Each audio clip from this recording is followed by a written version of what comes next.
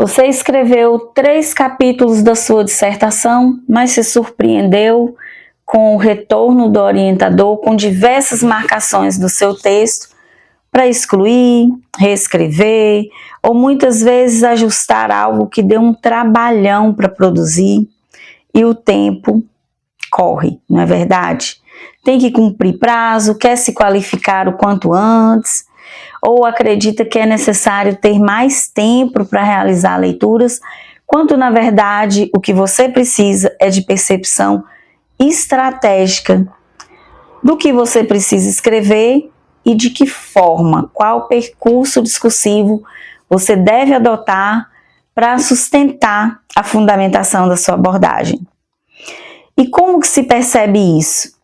Se você sempre recebe do orientador feedbacks para excluir, ajustar, reescrever, e você lê os capítulos e parecem que são seções ou capítulos independentes, parecem que são trabalhos distintos, aí tem um problema de articulação da linearidade discursiva.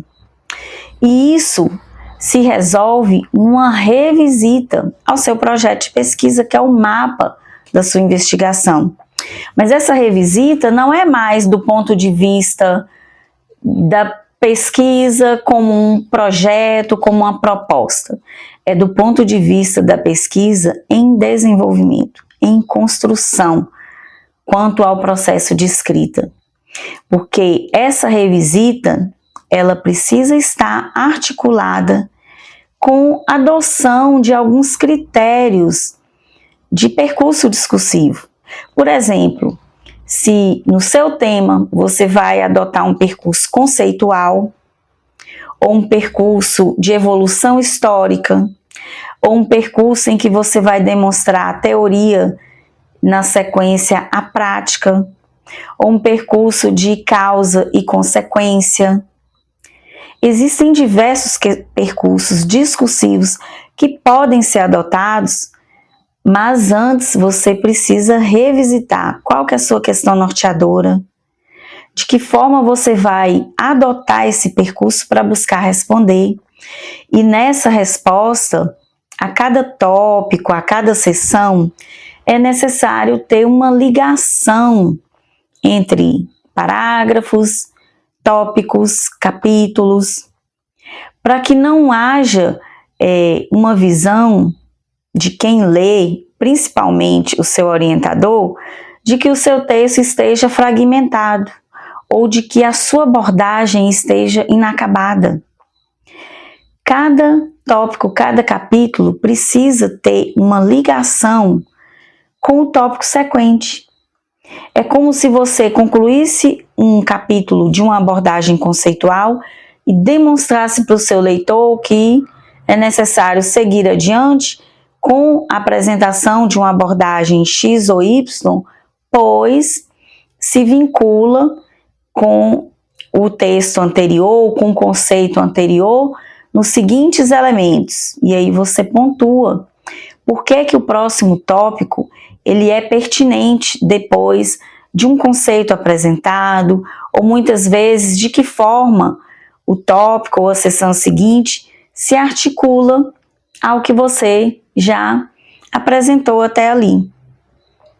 Sem essas conexões, o texto ele fica fragmentado e demonstra que você não tem um critério científico para dar linearidade discursiva no seu texto.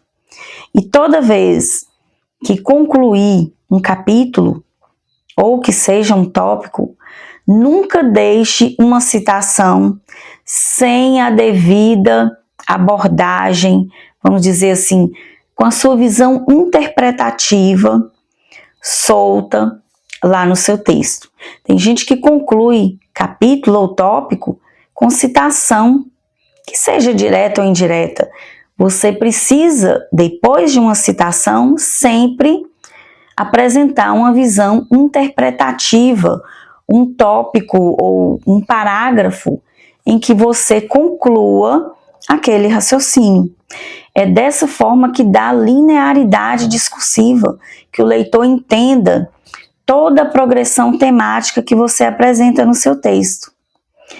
E além de apresentar os estudos, descrevendo todas as referências, é necessário apresentar também a sua visão interpretativa, ou seja, o que você constrói de significado diante dos estudos apresentados. Essa construção ela pode apresentar comparação, concordância ou divergência, no sentido de que em que um estudo se diverge de outro, ou em que um estudo é convergente com outro, e o que isso significa no seu trabalho, na sua pesquisa. Então, se você quer saber mais de como estruturar o seu texto de forma fundamentada e agilizar a sua produção acadêmica, tem um link de uma aula na bio em que eu falo de como transformar o seu projeto de pesquisa numa dissertação bem estruturada. Vai lá!